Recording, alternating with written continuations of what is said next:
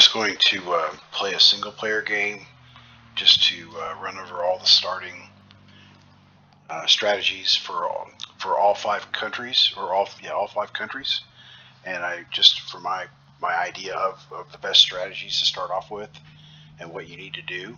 So this is kind of like I'm also testing my microphone. So let's see how this works. So I'm going to create a game, and I realize this is going to be, I'll just do myself for everything.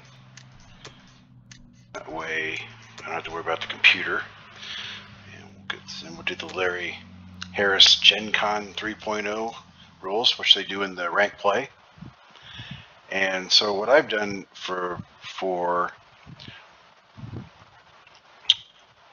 Russia, I changed what everybody else does with Russia, because I don't like the way they do Russia. Generally, they come in with 12 units in this in West Russia, and then you do like a strafe of Ukraine.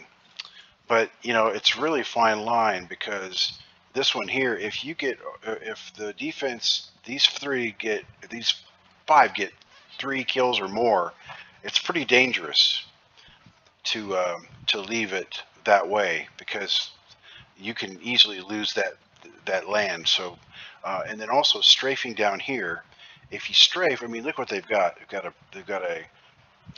They've got a fighter, a tank, 3 infantry, and an artillery. So you know, that's a potential. You could get 5 or 6 hits off of that if you're lucky.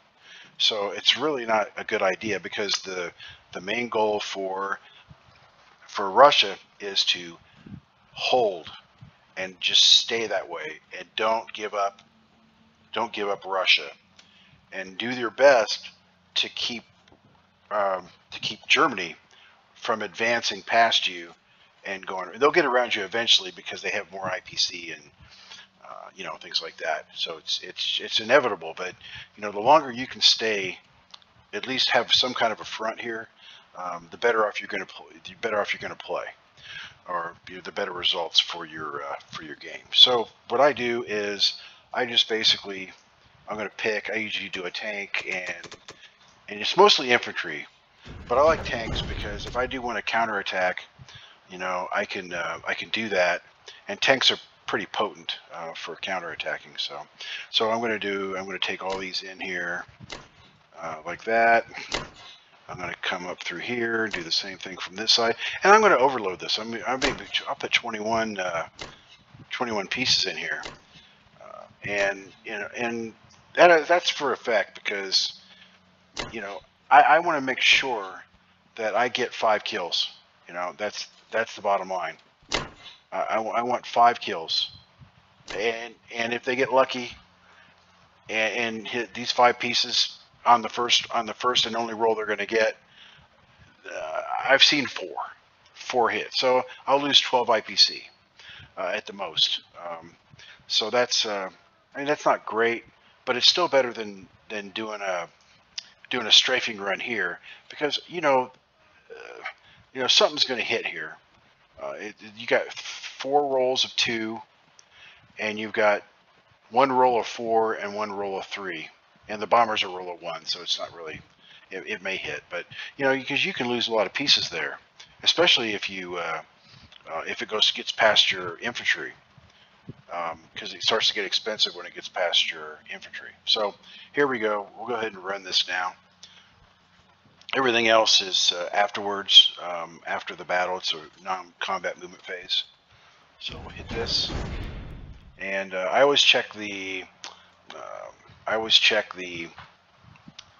This isn't a percentage per se, but you know when it's as strong, you probably got 100% chance of winning the battle. But you know, you never know what the rolls are going to be like. So they should all be strong if you can help yourself.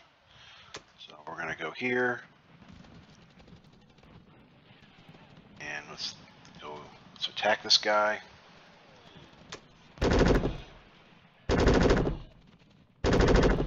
Yeah, there you go. So you know, I got 6, and that's cutting it. I mean, and that's 21 pieces. Got 6 kills. So that's a little bit scary, to be honest with you.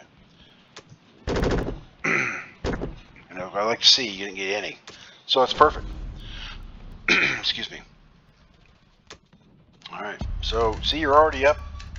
You're already up several IPC than you would have been.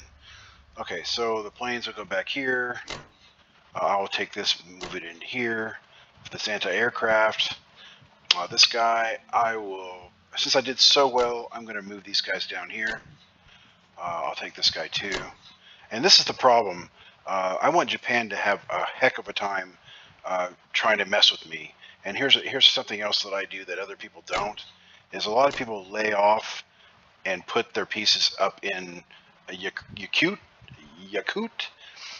But I don't like that strategy because, number one, most all of the top ranked players, they'll buy 3 transports and 3 infantry for Japan.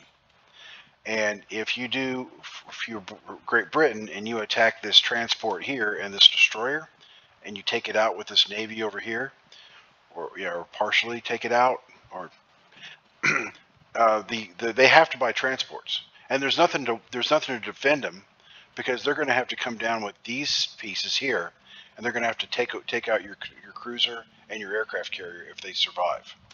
So these will be out of the zone. So what'll be left in this sea zone is you bring in your 3 transports. However, if this is not in Japan's control, this fighter here goes 1, 2, 3, and it has a place to land. So you can take out those. Transports. So they'll have to be really careful and look at that and really study the board, because you can catch them in a mistake, and that'd be a huge mistake if Japan lost, because you'd have to postpone putting your industrial complexes out there if you want to buy 2 or 1 or whatever you do. So that's how I like to play. That's how I like to play Moscow. Also, or Russia. I also put the submarine over here. And then I go ahead and make sure everything's good. Anti-aircraft. And there's a method to my madness, so give me 1 second. Let me do my mobilization phase. So I'll just take 4 infantry and put them in here, and take 2 infantry, put them in here, and put this tank back like that. So what they have to do is they can attack this whole, with what they've got right here, they can attack this with this. All right. And if they want to bring in an extra couple of tanks, they can do that as well.